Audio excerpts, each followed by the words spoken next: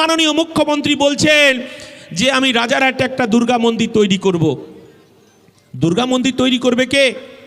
দুর্গা মন্দির তৈরি করবে যারা ধর্মযাজক, যারা ধর্মগুরু, তারা তো তৈরি করবে। কিন্তু আমরা বলতে চাইছি মাননীয় মুখ্যমন্ত্রী, এ কাজ তো আপনার নয়, এই কাজটা ধর্মগুরুরা করবে। সেই কাজ আপনি করছেন এই রাজ্যের সংখ্যালঘু মুসলমান, আদিবাসী, দলিত, মতুয়া, হিন্দু, সমস্ত জাতি ধর্ম নির্বিশেষে তার করের টাকায় আপনি আবার কয়েকশো কোটি টাকা খরচ করে দুর্গা মন্দির তৈরি করবেন। আমরা বলতে চাইছি এই রাজ্যের ধর্ম খেলা চলছে। আমরা তো এই জিনিস দেখিনি, কারণ আমরা যখন আমরা যে প্রজন্মের ছেলে, নতুন প্রজন্মকে আমরা কি উপহার দিচ্ছি? আমরা কি দেখছি? গরিব ঘরের ছেলেরা তারা প্রাইমারি স্কুলে শিক্ষা নিতে যাচ্ছে, প্রাইমারি শিক্ষা এডুকেশনটা ভেঙে পড়েছে, সেখানে শিক্ষক নেই, সেখানে চাল ডাল মিড ডে মিলের অবস্থা আপনারা জানেন। আমরা বলতে চাইছি, আর যারা একটু ধনী মানুষ, যাদের একটু অর্থবান মানুষ, তাদের ছেলেমেয়েরা তারা ইংলিশ মিডিয়ামে পড়ছে, তখনই সমাজটা দুই ভাগে ভাগ হয়ে যাচ্ছে। এই সমাজটাকে তৃণমূল বিজেপি একদিকে লুটে খাওয়া মানুষের বাংলা, একদিকে খেটে খাওয়া মানুষের বাংলা। এই রাজারহাট মানুষের একটা সময় আমরা দেখেছি বিঘের পর বিঘে জমি ছিল, তারা মাথা উঁচু করে বাঁচতে শিখেছিল। কিন্তু জমি দেওয়ার পর তাদের ঘরের ছেলে মেয়েদের চাকরির স্বপ্ন দেখেছিল, তাদের ঘরের মেয়েরা স্বপ্ন দেখেছিল তার ঘরের মেয়েটাকে একটা ভালো জায়গায় বিয়ে দেবে, বিয়ের ব্যবস্থা করবে। কিন্তু আজকে আমার বাবা মা, আমার চাচারা, আমার চাচিরা, দাদারা, তারা লজ্জায় মুখ ঢাকতে হচ্ছে। আমার ঘরে ছেলে মেয়েদের জোম্যাটোতে কাজ করতে হচ্ছে, রিলায়েন্সে গিয়ে কাজ করতে হচ্ছে, সিকিউরিটি থেকে সিকিউরিটি গার্ডের কাজ করতে হচ্ছে। এই জিনিস তো রাজারহাটের মানুষ দেখেনি, দেখতে চাইনি। একটা সিন্ডিকেট বাহিনী তৈরি করা হয়েছে। আমি ধন্যবাদ জানাবো, প্রিয়াঙ্কাকে ধন্যবাদ জানাবো, যারা চাঁদপুরের মানুষ আছেন তাদেরকে ধন্যবাদ জানাবো।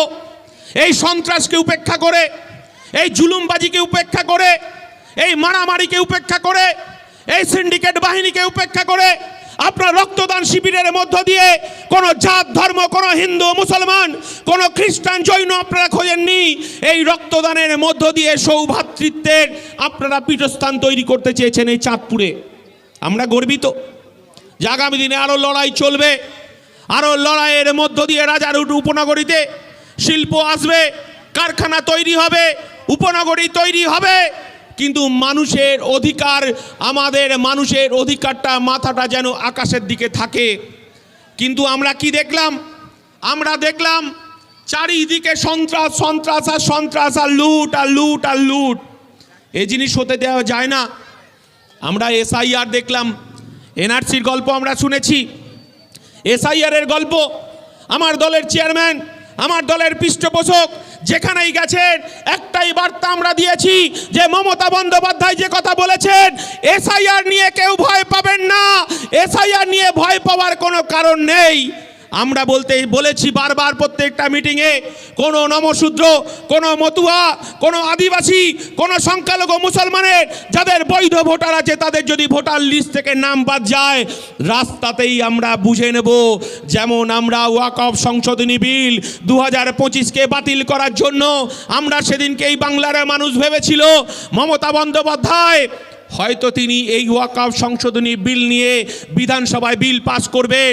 আমরা সেদিনকে মমতা বন্দ্যোপাধ্যায়ের উপর ভরসা করেছিলাম রাজ্য সরকার হয়তো সুপ্রিম কোর্টে গিয়ে মামলা করবে। আমরা পাশের রাজ্য তামিলনাড়ু দেখলাম, তামিলনাড়ুর সরকার, তামিলনাড়ুর মুখ্যমন্ত্রী, সেখানে মাত্র 6% মুসলমানের বাস তামিলনাড়ুতে। তামিলনাড়ু সরকার এই বিজেপির কালা কানুন ওয়াকফ সংশোধনী বিল পাস যাতে না হয় সুপ্রিম কোর্টে গিয়ে মামলা করলেন। আর আমার রাজ্যের মুখ্যমন্ত্রী, যেখানে তিনি মুসলমানদের দুধেল গাই বলেন, তিনি কখনো হিজাব পরে, কখনো বোরকা পরে, তিনি ইনশাআল্লাহ সুবহানাল্লাহ বলে তিনি মুসলমানদের তাতা সাজেন। এই রাজ্যের মুখ্যমন্ত্রী আমরা দেখলাম এই রাজ্যে 30% মুসলমান থাকার সত্ত্বেও তিনি বিধানসভায় কোনো বিল পাস করলেন না। এবং আমরা দেখলাম যখন ধর্মপ্রাণ মানুষ তার বাপ জেঠা কাকাদের ওয়াকফ সম্পত্তি চলে যাচ্ছে কবরস্থান দখল নেওয়ার জন্য, বিজেপির তার হিংস্র নখ আমরা দেখতে পাচ্ছি। তার সংখ্যাধিক্যের খাতিরে লোকসভায় রাজ্যসভায় যখন ওয়াকফ সংশোধনী বিল পাশ হয়ে গেল, আমরা দেখলাম এই রাজ্যের মমতা বন্দ্যোপাধ্যায়ের সাংসদরা লোকসভায় ৩-৪ জন সাংসদ ভোট দিল না, রাজ্যসভাতেও 4 জন সাংসদ ভোট দিল না। আমরা বলতে চাইছি এটা তৃণমূল আর বিজেপির বোঝাপড়া। কেন তৃণমূলের 3 জন সাংসদ লোকসভায় ভোট দিল না, রাজ্যসভায় কেন তৃণমূলের এমপিরা ভোট দিল না? তার হিসাব কি নওশাদ সিদ্দিকী দেবে? তার হিসাব তো মমতা বন্দ্যোপাধ্যায়কেই দিতে হবে। কারণ আমরা জানি ডাল মে কুছ কালা হ্যায়, বিজেপির সঙ্গে তৃণমূলের একটা গোপন আতাত আছে।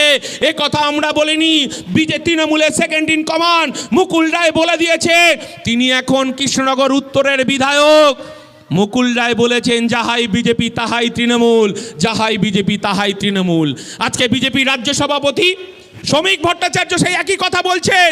আর রাজারহাটের মানুষ তো সাক্ষী আছেন, রাজারহাটের মেয়র কখনো বিজেপি কখনো তৃণমূল, আবার রাজারহাটের আপনি যখন এমএলএও কখনো বিজেপি কখনো তৃণমূল। এটা তো আমাদের নতুন করে বলতে হবে না, আপনারা জীবন দিয়ে উপলব্ধি করতে পাচ্ছেন, আপনারা কাজের মধ্য দিয়ে উপলব্ধি করতে পাচ্ছেন যে যাহাই বিজেপি তাহাই তৃণমূল। আর আমাদেরকে বলা হচ্ছে ইন্ডিয়ান সেকুলার ফ্রন্টকে, মুসলমান পাড়ায় গিয়ে বলা হচ্ছে বিজেপির দালাল। আর হিন্দু পাড়ায় গিয়ে কি বলছেন জানেন তো? বলছে টুপি পরা মুসলমানের দল, আইএসএফকে করা যাবে না। আমরা বলতে চাইছি হ্যাঁ, আমরা দালালি করছি, আমরা এই বাংলার দালালি করছি তাদের যারা বেকার, খেটে খাওয়া, শ্রমজীবী, আদিবাসী, দলিত, মতুয়া, সংখ্যালঘু মুসলমানদের দালালি করছি। কারণ যারা পিছিয়ে বর্গের মানুষের দালালি করছি, আমরা বিজেপি দালালি করার জন্য আমরা এখানে আসিনি। মমতা বন্দ্যোপাধ্যায় আপনি তো চেষ্টা করেছিলেন, আপনি চেষ্টা করেননি? আমরা কিছুদিন আগে আমরা মমতা বন্দ্যোপাধ্যায়কে, আমার দলের চেয়ারম্যান নওশাদ সিদ্দিকী মমতা বন্দ্যোপাধ্যায়কে তিনি বলেছিলেন, তিনি চিঠি লিখেছিলেন, এই রাজ্যের সংখ্যালঘু, এই রাজ্যের আদিবাসী, এই রাজ্যের দলিত মানুষের অধিকার খর্ব হচ্ছে। আমরা বলেছিলাম পরিযায়ী শ্রমিকদের তালিকা তৈরি করতে হবে। যারা ভিন রাজ্যে কাজে যাচ্ছে তারা দিনের পর দিন তাদের কফিনবন্দি দেহ এই রাজ্যে আসছে, তাদের পরিবারের কোনো সুরক্ষা নেই, তাদের ছেলে মেয়েদের পড়াশোনার কোনো ব্যবস্থা নেই, তাদের চিকিৎসার কোনো ব্যবস্থা নেই। আমরা সেদিনকে বলেছিলাম ওয়াকফ সংশোধনী বিল প্রত্যাহার করতে হবে, ওবিসি যে বাতিল হয়ে গেল সেটাকে সংশোধনী করে আবার ওবিসি সার্টিফিকেট যাতে ব্যবহার করতে পারে তার ব্যবস্থা করতে হবে। আমরা সেদিনকে বলেছিলাম প্রধানমন্ত্রী আবাস যোজনার টাকা কেন গরিব মানুষ পাবে না। আমরা সেদিনকে বলেছিলাম 100 দিনের কাজকে চালু করতে হবে। আমরা এই গরিব, খেটে খাওয়া, শ্রমজীবী মানুষ তার বেকার ছেলে মেয়েদের কাজের দাবিতে, কলকারখানার দাবিতে মাননীয় মুখ্যমন্ত্রীকে আমরা বারবার চিঠি করেছিলাম, 3 বার চিঠি করেছিলাম। আমরা এই রাজ্যের 35টা সংগঠনকে নিয়ে মাননীয় মুখ্যমন্ত্রীকে বলেছিলাম এই রাজ্যের সংখ্যালঘু, এই রাজ্যের আদিবাসী, এই রাজ্যের দলিত মানুষ তারা একটু কাঁদতে চায়। মাননীয় মুখ্যমন্ত্রী, কলকাতায় ধর্মতলায় আমাদেরকে একটু জায়গা দিন, আমরা সেখানে বসে একটু কাঁদতে চাই। সেদিন আমার দলের চেয়ারম্যান নওশাদ সিদ্দিকীর কথা শোনেনি আমার রাজ্যের মুখ্যমন্ত্রী। সেদিনকে নওশাদ সিদ্দিকীর নেতৃত্বে সেদিনকে লালবাজার পুলিশ আমাদের মিটিং করার পারমিশন দেয়নি, ধর্মতলায় আমাদের ধর্ণা মঞ্চ করার পারমিশন দেয়নি। সেদিনকে আমরা গরিব মানুষের অধিকার রক্ষার লড়াইয়ে সেদিনকে রাস্তায় নেমে মাননীয় মুখ্যমন্ত্রীকে বলতে চেয়েছিলাম এই বাংলার গরিব, খেটে খাওয়া, শ্রমজীবী মানুষ, এই বাংলার আদিবাসী, দলিত মানুষ, এই রাজ্যের মতুয়া সম্প্রদায়, নমশূদ্র মানুষ, তাদের বেকার যুবকের কাজের অধিকার দিতে হবে, পরিযায়ী শ্রমিকদের কাজের অধিকার দিতে হবে। সেদিনকে আমার রাজ্যের পুলিশ মন্ত্রী, যিনি ধর্মতলায় রেড রোডে নামাজ পড়ার সময় তিনি দোয়া আদায় করেন, ইনশাআল্লাহ সুবহানাল্লাহ করেন, কিন্তু আমরা দেখলাম সংখ্যালঘু মানুষের অধিকার রক্ষার লড়াই সেদিন আমরা ধর্মতলায় বসে আমরা ধর্ণা দেওয়ার জন্য বলেছিলাম। আর রাজ্যের মুখ্যমন্ত্রী, আমার দলের চেয়ারম্যান ভাঙড়ের বিধায়ককে পেটে লাথি মারতে মারতে প্রিজন ভ্যানে তুলে, আমাকে মারতে মারতে, আমাদের কয়েকশো কর্মীকে লাথি মারতে মারতে লালবাজারে সেদিনকে নিয়ে যাওয়া হয়েছিল। মমতা বন্দ্যোপাধ্যায় সেদিনকে আমাদেরকে ধাক্কা দিয়ে বোঝাতে চেয়েছিলেন যে এই রাজ্যের মাননীয় মুখ্যমন্ত্রী তিনি হিন্দু মুসলমানের পলিটিক্স করছেন, সেটা করবেন। নওশাদ সিদ্দিকীকে জেলে আটকে রেখে আইএসএফকে খামচিহ্নকে মুছে দিতে চাইছে, কিন্তু সংবিধানের ওপর আমাদের সেদিন ভরসা ছিল। সংবিধান আমাদেরকে 24 ঘন্টা আটকে রাখতে দেয়নি। আমরা সেদিনকে বাইরে বেরিয়ে বলেছিলাম এ রাজ্য অনুব্রত মণ্ডলের নয়, যে অনুব্রত মণ্ডল পুলিশের বউ পুলিশের মাকে বিছানায় শয্যার সঙ্গী করতে চায়, এ রাজ্য শেখ শাহজাহানের নয়। এ রাজ্যে যারা বেকার যুবক, আমার শ্রমজীবী মানুষের মিড ডে মিলে রান্না হয়, চাল চোর ডাল চোর জ্যোতিপ্রিয় মল্লিকের এ বাংলা হতে পারে না। এ বাংলা আমার রাজ্যের শিক্ষামন্ত্রী আমাদের পার্থ চট্টোপাধ্যায় হতে পারে না। এ রাজ্যের মুখ্যমন্ত্রীকে আমরা সেদিনকে বলে দিয়েছিলাম এই রাজ্য এই বাংলার মানুষের, গরিব খেটে খাওয়া শ্রমজীবী আদিবাসী দলিতের বাংলা। এ বাংলা কাজী নজরুলের বাংলা, এ বাংলা নেতাজি সুভাষের বাংলা, এ বাংলা মাতঙ্গিনী হাজরার বাংলা, এই বাংলা আসফাকুল্লার বাংলা, এই বাংলা বিনয় বাদল দীনেশের বাংলা। এ বাংলা অনুব্রত মণ্ডলের নয়, এ বাংলা সিন্ডিকেট বাহিনীর নয়, এ বাংলা জ্যোতিপ্রিয় মল্লিকের নয়, এ বাংলা শেখ শাহজাহানের নয়। আর যারা রাজারহাটের ফুটো মস্তানি করে বেড়াচ্ছেন তাদের কথা কি বলবো। একবার জেলে গেলে তৃণমূলের খবর দেওয়ার লোক নেই, কারণ এখানকার তৃণমূলের নেতারা তারা কখনো বিজেপি, কখনো তৃণমূল, কখনো তৃণমূল, কখনো বিজেপি। এদের তো পার্টির কোনো ঠিক নেই। আর যে ফুটো মস্তানগুলো জেলে যাবে এদের দেখার সে সময় নেই। তাই বলছি এই রাজারহাটের মানুষের কাছে, রাজারহাট হচ্ছে স্বপ্ন নগরী, রাজারহাট কর্মক্ষেত্রের নগরী, রাজারহাট শিল্প নগরী। আমাদের বেকার যুবকের অনেক স্বপ্ন ছিল, বেকার খেটে খাওয়া শ্রমজীবী ঘরের আদিবাসী দলিত মতুয়া সংখ্যালঘু মানুষের অনেক স্বপ্ন ছিল যে রাজারহাটে জমি দেওয়া হয়েছিল যেখানে শিল্প নগরী হবে। কিন্তু যখন আমার বেকার ছেলেমেয়েরা জমাটোর কাজ করছে, যখন সিকিউরিটি গার্ডের কাজ করছেন, এই রাজারহাটের মানুষের কাছে বলছি যারা দীর্ঘদিন ধরে বিজেপিকে রক্ষার নাম করে তৃণমূলকে ভোটটা দিয়েছে তাদেরকে একবার ভাবার জন্য বলছি, আমাদের ভাবার সময় এসেছে। 2026-এ আমাদেরকে খামচিহ্নে একজন বিধায়ক, ভাঙড়ের বিধায়ক যদি মমতা বন্দ্যোপাধ্যায়, অভিষেক বন্দ্যোপাধ্যায় রাতের ঘুম যদি হারাম করে দিতে পারে, তাহলে রাজারহাট থেকে আমাদের খামচিহ্নকে বিধানসভায় পাঠাতে হবে। যদি একজন বিধায়ক আমাদের ওয়াকফ সংশোধনী বিল যদি সুপ্রিম কোর্টে মামলা করে আটকে দিতে পারে, কিন্তু আপনারা সবাই দেখেছেন যে এই রাজ্যের মুখ্যমন্ত্রী তিনি আমাদের কখনো দুধেল গাই বলেছেন, আমরা কখনো ত্রাতা হিসেবে তাকে দেখেছি, কিন্তু মাননীয় মুখ্যমন্ত্রী এখন মন্দির করতে ব্যস্ত। কিন্তু আমরা বলছি আপনি মন্দির তো করবেন ধর্মযাজকরা, আমার করের টাকায় কেন, মুসলমানের করের টাকায় কেন, আদিবাসী দলিতের করের টাকায় কেন? আমরা ওই টাকাতে এখানে কলকারখানা চাই। মাননীয় মুখ্যমন্ত্রী মন্দির তৈরি করবে ধর্মগুরুরা, মসজিদ তৈরি করবে ধর্মগুরুরা। মাননীয় মুখ্যমন্ত্রী আপনি বলেছিলেন সব হাতে কাজ চাই, সব পেটে ভাত চাই। আপনি বেকার যুবকের পেটে লাথি মেরেছেন, তার জবাব এই রাজারহাটের মানুষ চাইছে। এরপরে আমাদের বিধায়ক আসবেন, আমাদের একমাত্র চেয়ারম্যান। আমরা বলতে চাইছি যে দালালির একটা শেষ থাকে। কে কোথায় দালালি করবে, কে কোথায় হিস্সা খাবে, মানুষের জীবন নিয়ে ছিনিমিনি খেলবেন না। যারা তৃণমূল কংগ্রেস করছেন, যারা দিনে তৃণমূল রাতে বিজেপি, তাদের পরিবারেরও সন্তান আছে। একবার ভাবুন যে নতুন প্রজন্মকে আপনারা কি দিতে চাইছেন। এই পাশে, এই আজকে চাঁদপুরের পাশে কামদুনি, 2013 সালে আপনারা দেখেছেন চারিদিকে ভেড়ি, জলকর। আমার পরিবারের মেয়েটা, আমার পরিবারের রাজকন্যাটা যখন এই ভেড়ির ওপর দিয়ে কলেজ থেকে নার্সিং ট্রেনিং নিয়ে বাড়ি ফিরবে, যারা তৃণমূল করেন, যারা বিজেপি করেন, যারা আইএসএফ করেন, যারা সিপিএম করেন, আমরা প্রতিদিন, আপনিও তা আপনার পরিবারের বাবা মা হিসেবে আপনার বুকটা দুরুদুর করে কাঁপে না? আমরা কি দেখলাম কামদুনিতে যে মেয়েটাকে রেপ করা হলো, যে মেয়েটাকে ছিঁড়ে ফেলে দেওয়া হলো, যে মেয়েটাকে খণ্ড বিখণ্ড করা হলো, তার পরিবার কি ইনসাফ পেল? তার পরিবার ইনসাফ পায়নি। আমরা দেখলাম এই কাজের সঙ্গে যারা যুক্ত তাদেরকে মাননীয় মুখ্যমন্ত্রী, পুলিশ মন্ত্রী তাদের বেকসুর খালাস দিয়ে তারা বুক চিটিয়ে তারা ঘুরে বেড়াচ্ছে। আমার পরিবারের মেয়েরা নিরাপদে থাকবে? আমরা কি দেখলাম, এই রাজারহাটের মানুষের, রাজারহাটে কোনো বড় হসপিটাল নেই, কোনো সরকারি বড় হসপিটাল, পিজির মতো হসপিটাল যদি হতো আমার দুর্গা মায়ের নামে, আমরা ধন্যবাদ জানাতাম যে মাননীয় মুখ্যমন্ত্রী দুর্গা মায়ের নামে এই রাজারহাটে একটা বড় হসপিটাল করেছে, পিজির মতো তিনি দুর্গা মন্দির তৈরি করছেন। আমরা বলতে চাইছি, যদি মা দুর্গার নামে যদি একটা হসপিটাল করতেন, এই রাজ্যের সম্প্রীতি মানুষ, ধর্মনিরপেক্ষ মানুষ সেখানে গিয়ে ট্রিটমেন্ট নিতে পারতেন।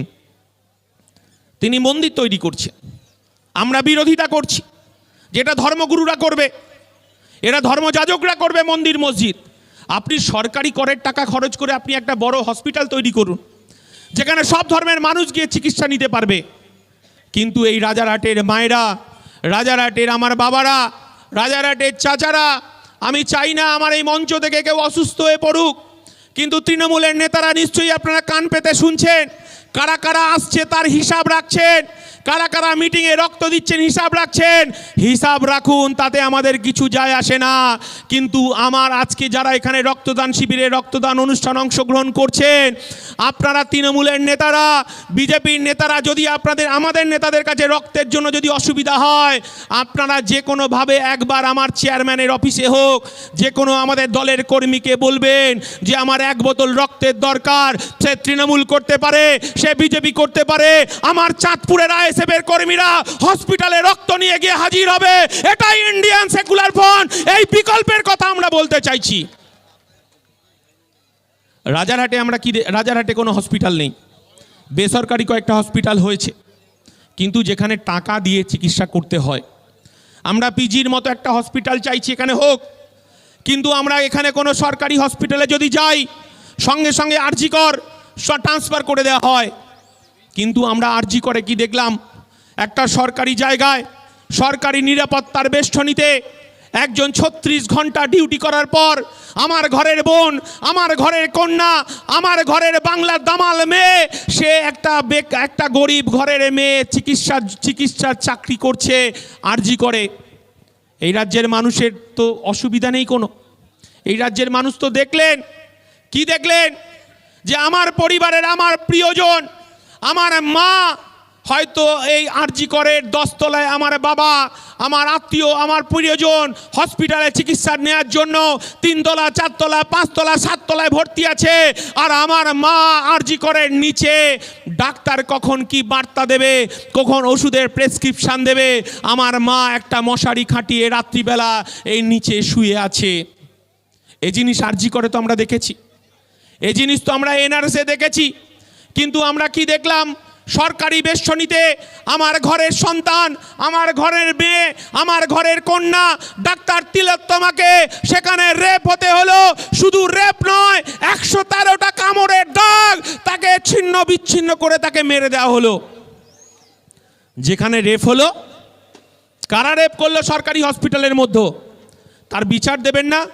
মাননীয় মুখ্যমন্ত্রী, আপনি তো সততার প্রতীক বলতে, আপনি তো নিজেকে অগ্নিকন্যা বলে পরিচিত হতেন, কিন্তু আমরা কি দেখলাম, আমার তিলোত্তমা বোনকে খুন হতে হলো, আমার তিলোত্তমা বোনকে রেপ হতে হলো। আর আমরা কি দেখলাম, মাননীয় মুখ্যমন্ত্রী, আপনি দেখলাম যেখানে রেপ হয়েছে, যেখানে আমার তিলোত্তমা বোনকে রেপ করা হয়েছে, মাননীয় মুখ্যমন্ত্রী তার পরের দিন আপনি বুলডোজার চালিয়ে যেখানে আমার তিলোত্তমা বোন রেপ হলো সেখানে আপনি ভেঙে গুঁড়িয়ে চুরমার করে দিলেন। কারণ এই বাংলার মায়েরা বুঝে গিয়েছিল যে এই ধর্ষণের পিছনে, এই তিলোত্তমা খুনের পিছনে তৃণমূলের নেতারা যুক্ত আছে, তৃণমূলের ডাক্তারি নেতারা যুক্ত আছে, তৃণমূলের সিভিক ভলেন্টিয়াররা যুক্ত আছে। মাননীয় মুখ্যমন্ত্রী সেখানে ভেঙে চুরমার করে দিলেন, যেখানে আমার বোনটাকে রক্তাক্ত করা হলো, যেখানে রেপ করা হলো, যেখানে খুন করা হলো। আর কি দেখলাম আমরা কি দেখলাম, যারা সিভিক পুলিশ নিয়ে অনেকে বীতশ্রদ্ধ এলাকায়। আমরা বলতে চাইছি, একটা বেকার ছেলে, সে স্বপ্ন দেখছে, 1600-1800 টাকা দিয়ে সিভিক পুলিশে ঢুকেছিল। আমরা চাই যে তার মাইনে গ্রুপ ডি হোক, গ্রুপ সি হোক, সে লড়াই চলছে। কিন্তু কিছু সিভিক পুলিশ তৃণমূলের দালালি করছে। আমরা দেখেছি যে বারবার সিভিক পুলিশদেরকে মৃত্যুর মুখে ঠেলে দেওয়া হয়েছে, বারবার সিভিক পুলিশগুলোকে বলির পাঁঠা করা হয়েছে। তাই সিভিক পুলিশদেরকেও বলবো মেরুদণ্ডটাকে সোজা করে তার পরিবারের মুখের দিকে তাকিয়ে তাদেরকে লড়াইটা করতে হবে। কারণ তৃণমূল আপনাদেরকে লেবার হিসেবে ব্যবহার করছে। তৃণমূলের পুলিশ মন্ত্রী মাননীয় মুখ্যমন্ত্রী আপনাদেরকে লেবার হিসেবে ব্যবহার করছে। আমরা চাই আপনি বেকার যুবক, আপনার ঘরেও একটা লক্ষ্মী আসুক, কিন্তু মাননীয় মুখ্যমন্ত্রী আপনাদেরকে 8,000 9,000-এ বেঁধে দিয়েছে। এর থেকে যারা সিকিউরিটি গার্ডের কাজ করে তাদের মাইনে অনেক বেশি। এরকম একটা কঠিন পরিস্থিতির মধ্যে আমাদেরকে ফেলে দিয়েছে।